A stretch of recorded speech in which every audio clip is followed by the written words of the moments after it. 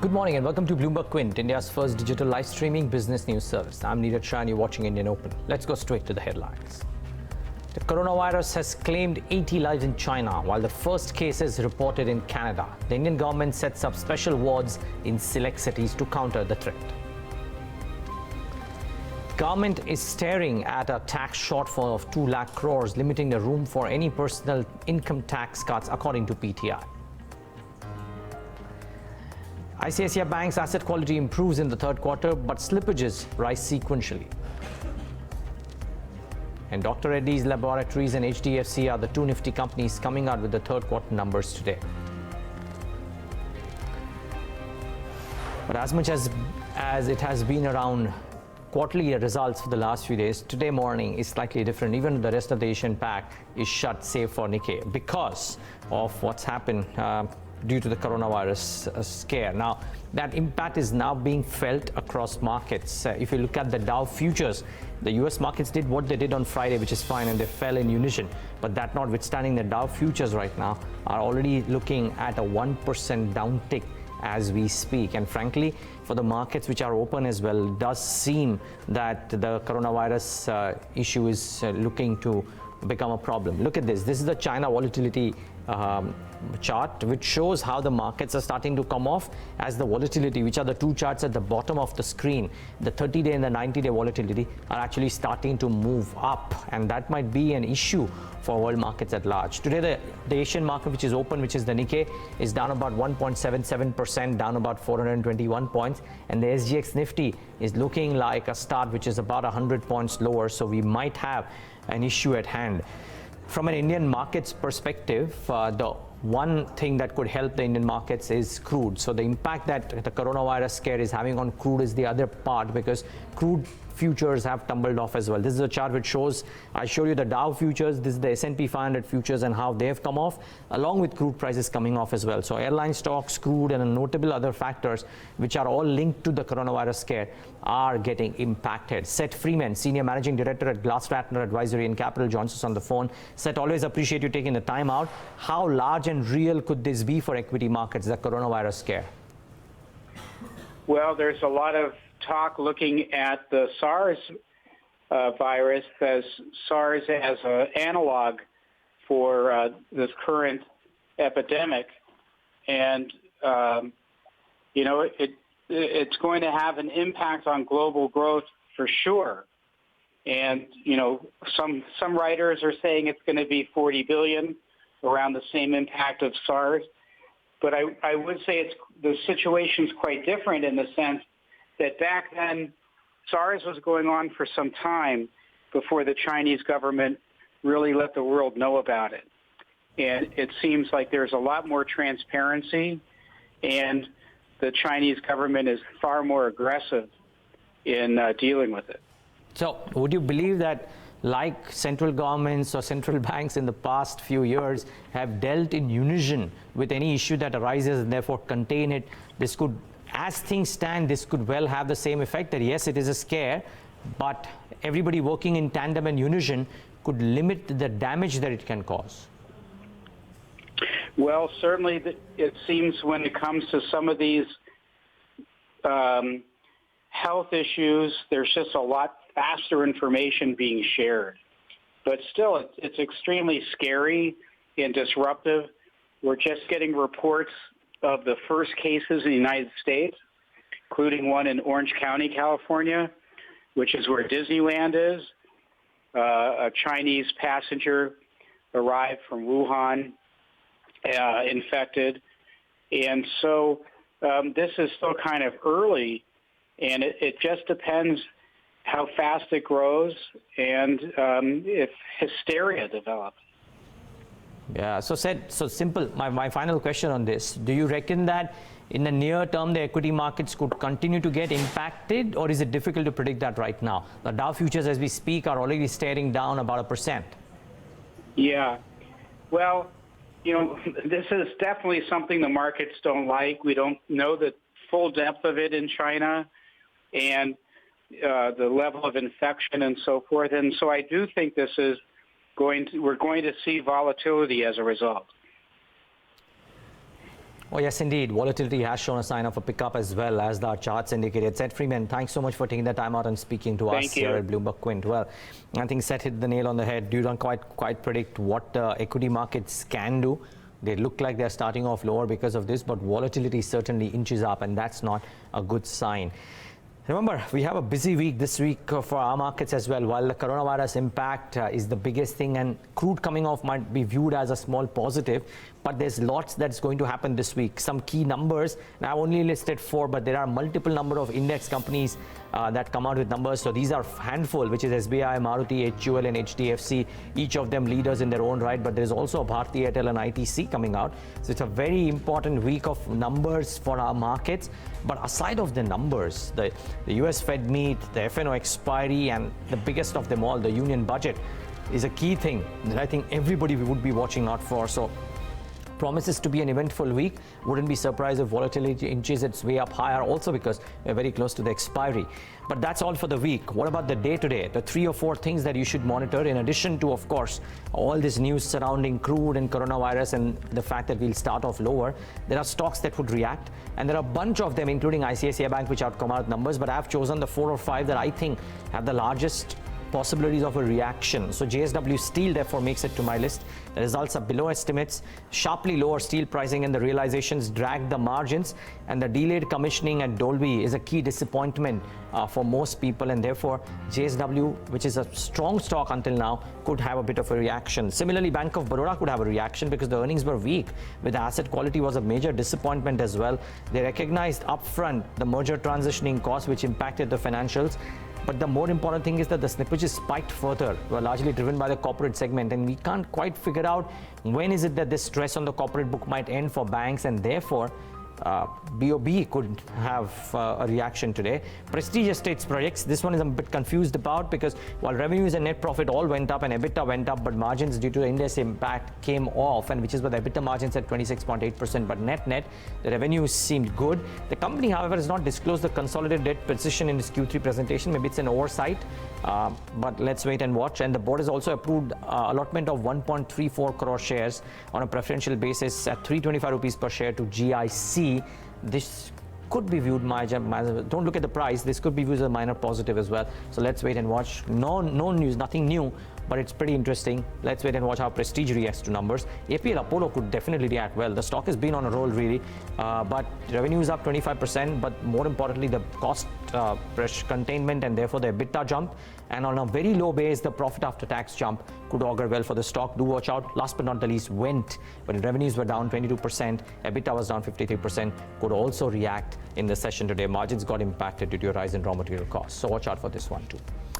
Okay, let's tell you what's lined up on First Word today. The top editorial stories that we want to bring to you. Shefali takes us through ICICI Bank's performance and does a small comparison with its peer Axis Bank numbers. And then Somit joins us to tell us how the third quarter turned out for the 3 asset management companies.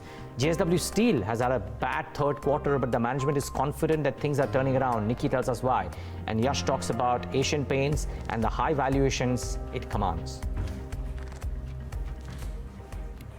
Let's start off with ICICI Bank. The profit jumped 1.5 times in the December quarter thanks to lower provisions on account of the resolution of SR Steel account. On the other hand, slippages almost doubled. Shefali is standing by with the fine print. Shefali, how did the numbers stack up? Well, the numbers were overall good, barring the higher slippages numbers, which too were largely known. So starting with the basic numbers, net interest income grew 24% and pre-provisioning operating profits grew 23%, and profit inched up 160% to 4146 crores. Now these earnings were largely boosted by the SR Steel recoveries that the bank had during the quarter. So in a couple of banks actually we'll get to see that in this particular quarter. Apart from that, the slippages rose to 4363 crores, and the write-offs as well and the overall deletions were also equally higher, in fact a bit more, because of which we saw the headline asset quality improve a bit from 6.37% to 5.97%, that is a gross NPAs, and net NPAs came off 11 basis points on a sequential basis. Apart from that, the overall provisioning rose slightly to 2506 crores versus 2080 the provisioning came in at 2,083 crores versus 2,506 crores, a slight improvement there. The provisioning coverage ratio almost remained flattish. There was an increase in the BB and the below book to 17,403 crores versus 16,000 crores. That's mainly because a telecom account slipped into this particular category. Other than that, the operational metrics looked good. The net interest income stood strong at 3.77%. Fee income also went up very strongly by 17%. Deposit growth, a good number again, 18%. Domestic loans, 16%. And there was again a very strong growth seen in retail loans by 19%. Corporate loans, however, grew by 12%. What about the management commentary, Shefali? Stress, resolutions, what did they have to say? Well, first about the slippages, they said that one, it is from a housing finance company, and the other one is from a South India based industrial firm, and a telecom account has been downgraded to BB and below book, which is the reason why the book has gone up. And the total telecom exposure is at 1.8%, concentrated on top two players. And the more important thing is that they've not made any additional provision for the telecom exposure. So just as a comparison point, because Bank of Baroda also came on Friday, they've made provisioning for their telecom exposure. So I don't know how prudent it has been on the part of the management to not make any provision for the telecom exposure. Had they done that, the numbers would have missed this particular quarter. And also about the retail, a word about the retail loans. They said that the retail NPA stood at 2.14% versus 2% on a sequential basis, and they're okay with this sort of a number as of now. The growth remains overall healthy. Okay, so if I compare ICICI with Axis, which came out 3 days ago, how do the two stack up? It has been very neck to neck actually, more or less similar sort of a performance. ICICI Bank's number were obviously boosted by the SR Steel recovery, but other than that, the numbers were largely more or less similar. ICICI Bank had an edge on a couple of parameters. So just look at the top line, net interest income. For ICICI, it has been 24%, Axis Bank 15%.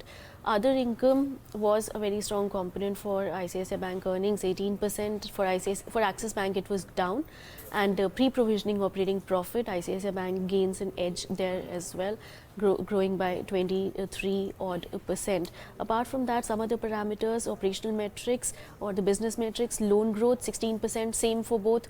Deposit growth, slight edge, ICICI Bank has 18%, Axis 15%, and NPA ratios as well. The gross NPA has changed. Gross NPAs have changed by 15.8%, and for Axis by 5%. The ratio stands at 5.95 for ICICI and for Axis at 5%. The slippages were higher for Axis Bank this time around at 6,200 crores.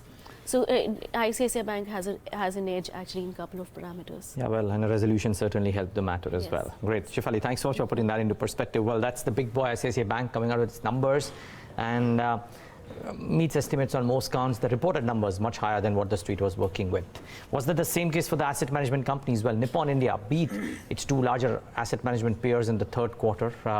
At least the one key large one as well. This is despite assets under management declining on a year-on-year basis. Samit is here with an analysis of the performance of the asset management companies in the third quarter. Samit, good morning. How did these guys stack up against each other?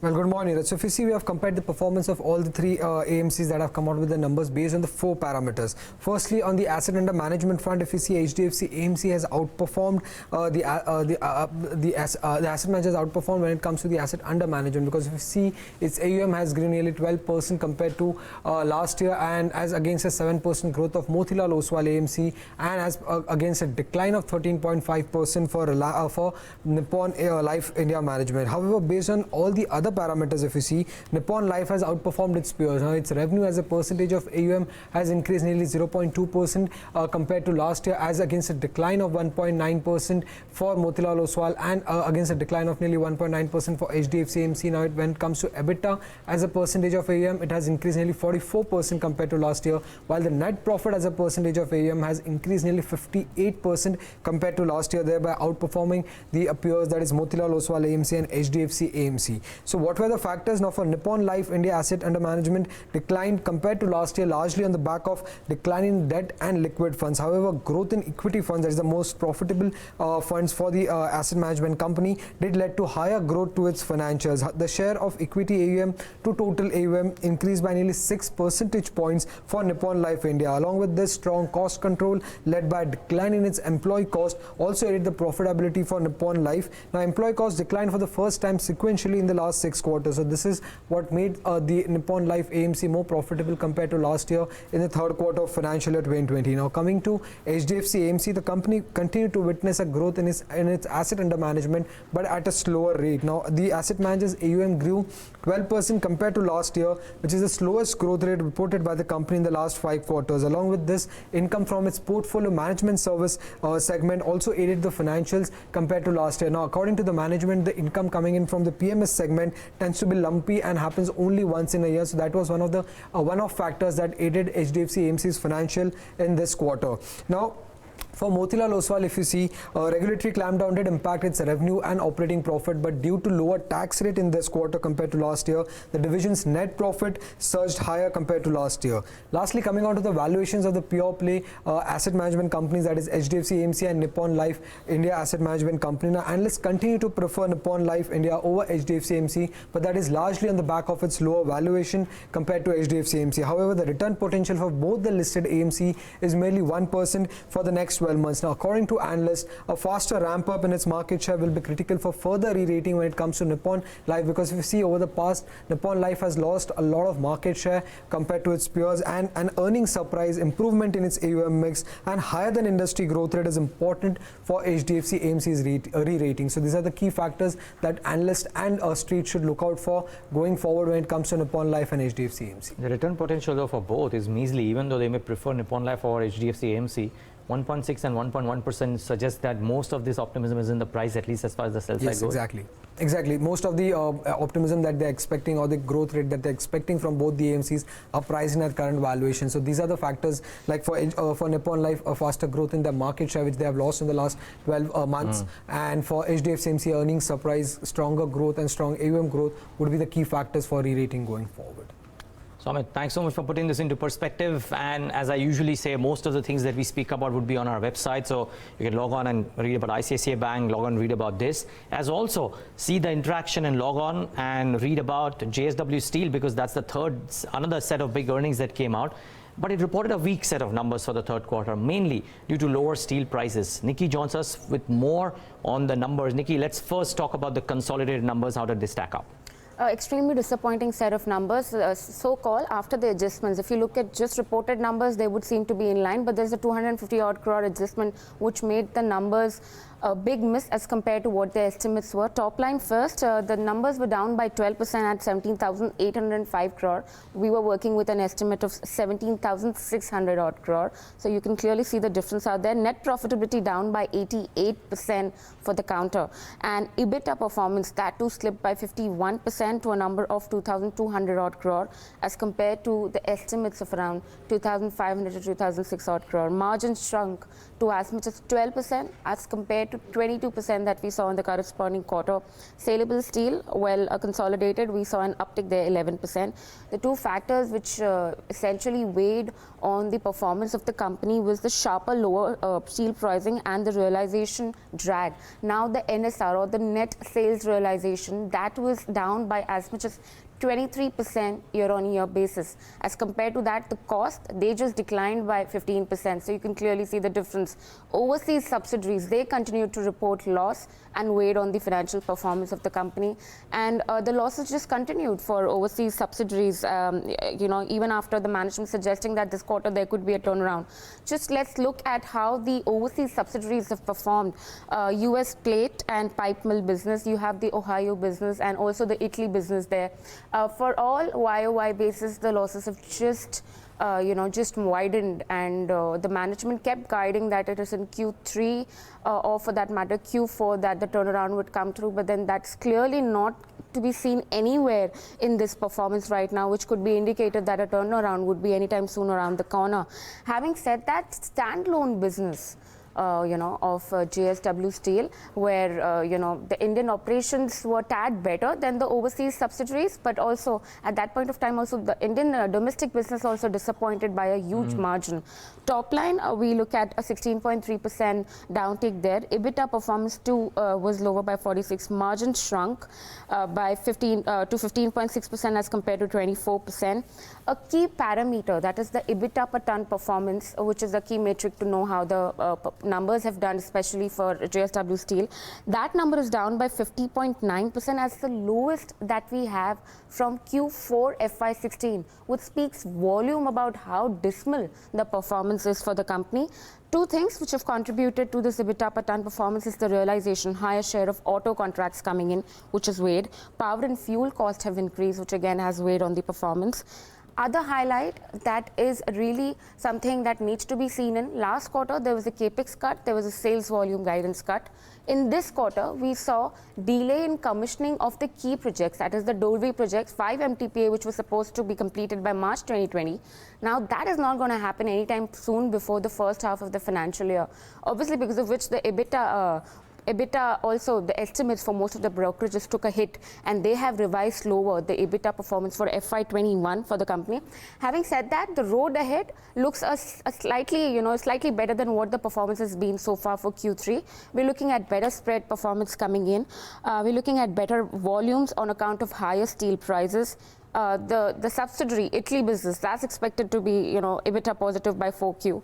US subsidiary is expected to be turning positive by FY21. Having said that, the key moot point here also is the sales volume guidance. That has been, the revised version of the guidance. The company has maintained that, and it remains to be seen how the Q4 comes out for the company or pans out for the company. Yeah, let's see volumes, let's see EBITDA per ton in Q4 as well. If this was so bad in Q3, Q4 would be an interesting number too. But thanks Nikki for that. And an interaction with the management of JSW Steel. Again, do log on to our website and try and read, hear that interaction as well. That's one more set of numbers that would be interesting to monitor in the session today. The last piece on First Word today, an analysis on Asian Paints. No matter how expensive the stock remains, it also remains popular amongst investors. Does the growth justify the valuations, though, is the question. Yash Upadhyay is standing by to put things into perspective. Yash, why have we chosen to speak about Asian Paints today? So one of the biggest points that most people have against Asian Paints is how the return ratios have been deteriorating, and on the other hand we've seen the valuations continue to be higher. In fact, at one point in time last year, Asian Paints was the most expensive stock on the Sensex as well. It continues to remain one of the top 5 most expensive stocks on the Nifty as well. So let's take a look at the return ratio trend over the last 10-year period, and what we've observed is the fact that the return ratios have slowly and steadily deteriorated from the highs of almost 57% return on equity in the year of 2010 to now somewhere around 24% in the lower 20% in 2019, when we've seen that consistently drop over a period of time. On the other hand, what we've seen is that the stock continues to remain extremely expensive as far as the valuations are concerned. So let's look at how the PE multiple of the stock looks like, and this is the Bloomberg estimated PE for the counter on a 12-year blended forward basis. It is currently quoting at around 59 times, which is still at a premium of almost 6 to 7% over its average in this period.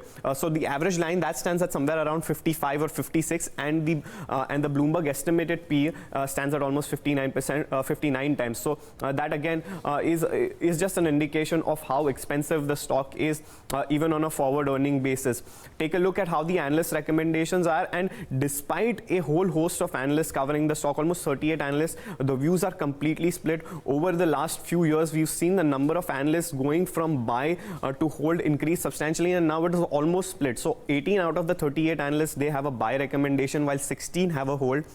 The stock did come off before its Q3 earnings, as a result of which we've seen the return potential go up slightly, coming up to about 6.8%. But because of these extremely high valuations, they see a very limited upside in the stock. But what is it then that the investors continue to like Asian Paints so much, and what is it that they see comfort in? Well, one of the biggest reason is the fact that they have consistently managed to deliver as far as the volume growth number is concerned. Despite concerns with respect to GST, demon, RERA, as well as the overall consumption slowdown impacting the consumption in the country, they have consistently delivered on the volume front. In fact, when their Q3 numbers came out, that was the 8th consecutive quarter that the company reported double-digit volume growth, and that is something that a lot of analysts as well as fund managers that I spoke to see a lot of comfort in, because that is where they see a visibility in terms of growth coming in. And as you could see, for 8th consecutive quarter, they've reported double-digit volume growth, and that is something that is absolutely commendable for the company. Now, in terms of the management commentary, it was not just in the third quarter that they said this, but in the second quarter itself, they said that their focus is not going to be on margins. Their focus is going to be on volumes. And what is going to drive this volume is their strategy towards the bottom end of the pyramid. Now, what exactly is the bottom end of the pyramid, and what are these products? They are basically their low ticket products, which is your distemper, putty, as well as the economy emulsion paints, which they are particularly targeting in the rural as well as the tier 3 and tier 4 cities. And they see a huge growth over there because compared to the premium products, unorganized sector has a hold of almost 30% in this economy version, and that is where they are seeing huge growth coming in for the company. As far as the revenue mix is concerned, in their Q3 con call, they've said that almost 50% comes from the rural area, and the remaining 50% from the urban area.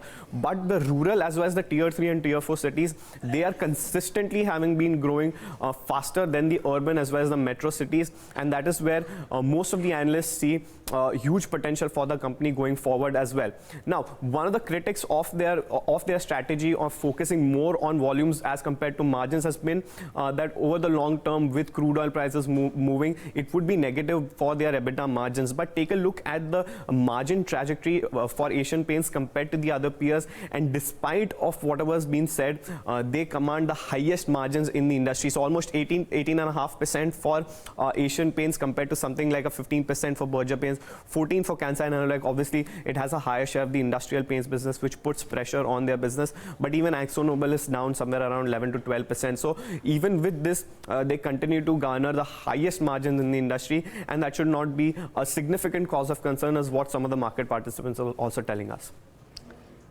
Well, maybe pricing power plays a part out here, but very good analysis, Yash. Thanks so much for doing that for us. And well, now you know that there are people on equal side of the divide. The question is, can Asian Paints continue to command these premium valuations in the wake of the lower return ratios that it has had compared to what it used to have? That's all that we have on First Word today, though, but lots more lined up on Indian Open. We talk markets and macros with Gopal Agarwal of DSP Investment Managers, decode the Muthoot Capital Services earnings with CEO Madhu Alexius, and discuss business outlook with Sumant Patel of Nesco. But after this break, a full tilt towards the day's trade.